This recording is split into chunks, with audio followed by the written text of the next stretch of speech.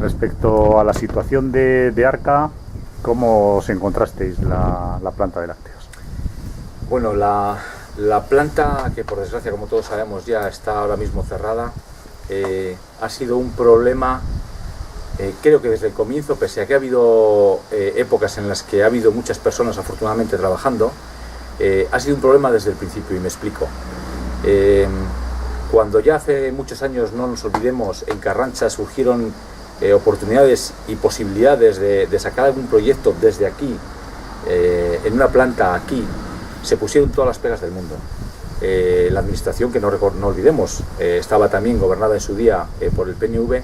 hizo todo lo posible para torpedear esas iniciativas y permitir que se sentara en una planta en Carrancha una empresa como Iparlat, que tiene, todos lo sabemos, un tinte claramente político. Esa puerta que se le deja abierta a Iparlat, lógicamente la aprovechan, se le dota de una serie de subvenciones millonarias y, curiosamente, cuando pasa un tiempo se dan cuenta de que su proyecto no tenía ningún sentido en un municipio y en una planta como la de Carrancha, ya que ellos tienen unas plantas mucho más dimensionadas como la de Urnieta o la de Renedo en Cantabria. Iparlat decide abandonar el barco,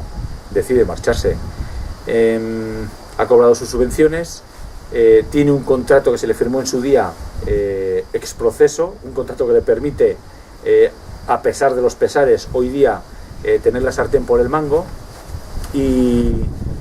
decide cerrar la planta. El proyecto intermedio que hubo de CODA fue también un fracaso, que lo único que dejó ha sido una deuda muy importante en el ayuntamiento. Afortunadamente hemos dado un paso difícil y duro, de embargar la maquinaria que tienen allí,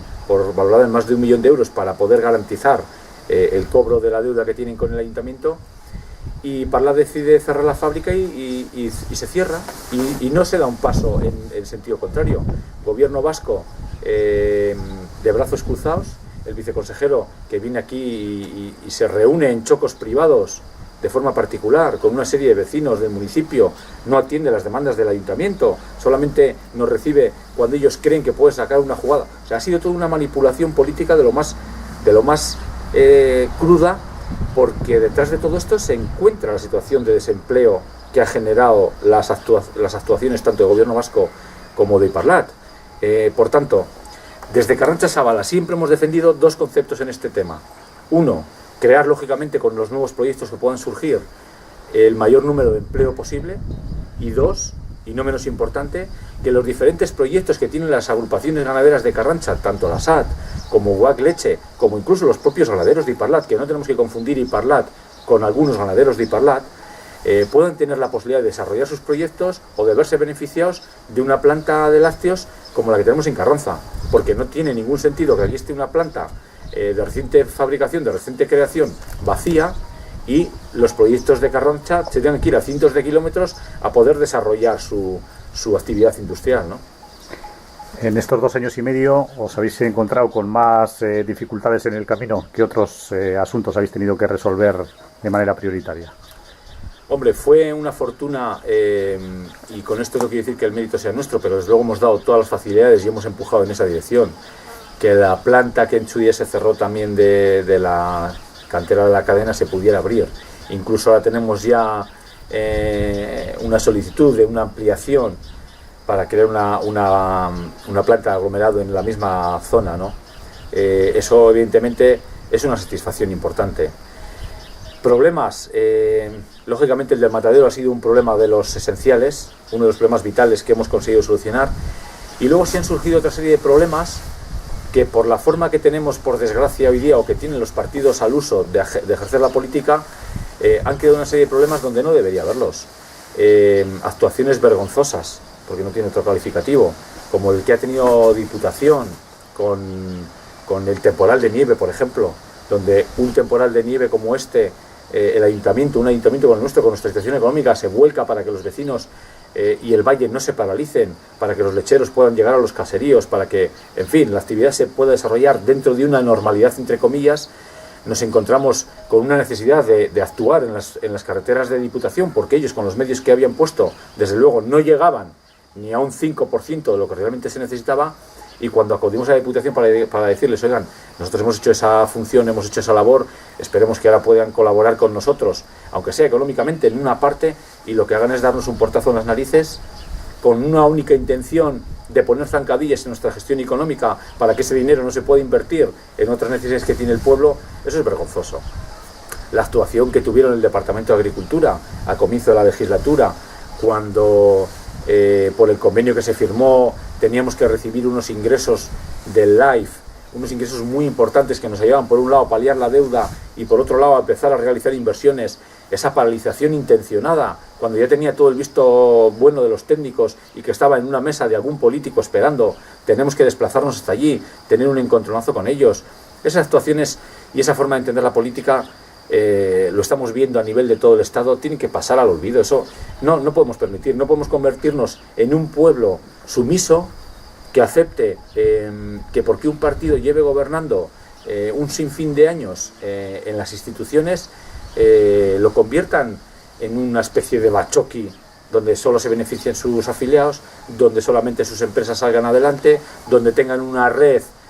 ya perfectamente establecida para colocar a su gente. Eso no puede ser. No se puede hacer daño a un pueblo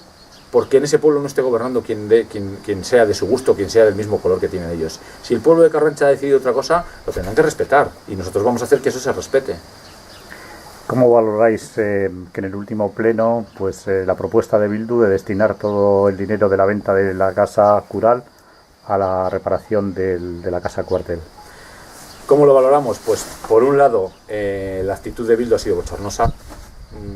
Es la actitud que llevaban especialmente en los últimos meses, cuando han tenido desde hace más de 2 meses una propuesta por parte de Carrancha Zabala diciéndoles, invitándoles, tenemos 200.000 euros o 196.500 para ser más exactos, para realizar diversos proyectos en Carranza, vamos a ponernos de acuerdo, les invitamos a que participen con sus ideas, con sus proyectos. Ni una sola propuesta, ni una, absolutamente ni una. El PNV sí hace 2 propuestas: cambiar el césped del campo de fútbol y poner en seguridad el Colegio de Aedo, que compartimos y de hecho se aceptó. Carrancha Zabala presenta otra serie de propuestas, como es el parque de juegos de la estación de Ambas Aguas, donde la iglesia, arreglando esa plaza, porque Ambas Aguas sigue siendo un barrio que está un poco abandonado en ese sentido. Se van a colocar una serie de elementos para ejercitarse, sobre todo personas mayores. Se propone también cubrir el parque de juegos de Concha, cambiar el kiosco de Concha, el kiosco de prensa, sustituirle por uno nuevo, más amplio, donde pueda haber un apartado para la venta de productos carranzanos, que creemos que es un punto estratégico importante que tenemos que desarrollar. Eso a su vez haría que el turismo entrara más hacia el centro del municipio, que es una de las carencias que tenemos. En fin, entonces Bildu en ese momento presenta una enmienda de forma imprevista totalmente, diciendo que no, que ahora de repente se le ha ocurrido que ese dinero vaya a destinarse a la Casa Cuartel. Casa Cuartel que no podemos olvidar, se ha retejado estando Carrancha Zabala en el ayuntamiento y no tiene ningún problema urgente de necesidad que aquello se esté cayendo abajo, no existe. Y el PNV, bueno, el posicionamiento del PNV claramente, porque yo creo que incluso se arrepintieron durante la misma votación, el caso del PNV fue simplemente electoralista. Veían que ahí se les abrió una puerta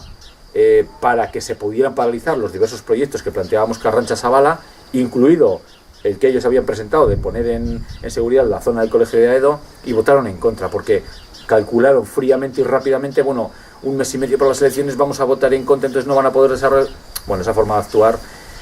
es muy triste porque nos impide evolucionar en este pueblo, pero por desgracia estamos acostumbrados y tenemos que acabar con ello.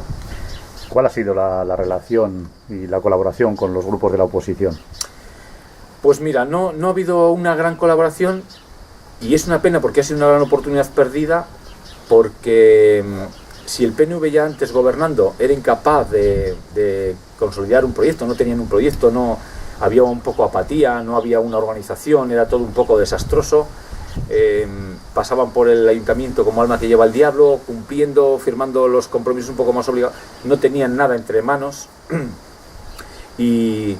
es una pena porque se les ha dado la oportunidad de participar absolutamente en todo, se les ha invitado a todas las reuniones, que ha sido infinidad de ellas, para tratar un montón de temas preocupantes para el municipio, pues no sé, desde reuniones que hemos tenido con gobierno vasco para hablar del transporte público y las deficiencias que tenemos, reuniones que hemos tenido en obras públicas de Diputación para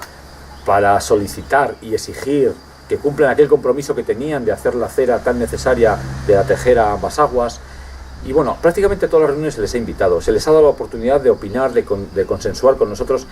y no han sido capaces. Yo creo sinceramente que por falta de capacidad de trabajo y por desinterés, ¿no? ¿Cómo habéis materializado los principios de participación y transparencia que recogíais en vuestro programa electoral? Sí, ese es uno de los ejes principales y de nuestro ADN. Para nosotros, conseguir que la gente participe, por lo menos que la gente se preocupe, que la gente pregunte, que se pregunte, anda, pues cómo está la situación en el ayuntamiento, por qué se debe tanto dinero, de dónde viene esta deuda, qué es lo que ha ocurrido, qué se ha gestionado bien o qué se ha gestionado mal, para nosotros es fundamental. Y en aquellos temas que sean vitales, siempre nos ha gustado acercarnos al sector involucrado, al que sea, para conocer su opinión y luego tomar las decisiones correspondientes. Recuerdo, por ejemplo, porque me parece también que es un hito en la vida social de nuestro municipio, el primer referéndum que se hizo con el tema de los toros. Un tema delicado que incluso dentro del grupo de Carranza-Sabala tiene controversia, porque hay gente que está a favor, hay gente que está en contra, etcétera, etcétera. Entonces se pensó que lo mejor era dar la opinión al pueblo. Con el tema de los presupuestos hemos hecho varias reuniones, primero informativas y segundo participativas, para que la gente pueda entender por qué son tan importantes los presupuestos, por qué tenemos que estar al corriente de qué euros entran en el ayuntamiento, cómo entran, de dónde vienen y cómo se propone gastarlos. Todo esto es algo que tiene que ir paulatinamente calando, porque si continuamos en esa otra línea en la que los políticos deciden absolutamente todo, muchas veces para sus propios intereses, y el ciudadano solo se nos convoca una vez cada 4 años para acudir a las urnas, vamos mal. Así brevemente, ¿qué destacarías? Lo más positivo de la legislatura y lo más negativo. Según decía, más preguntante.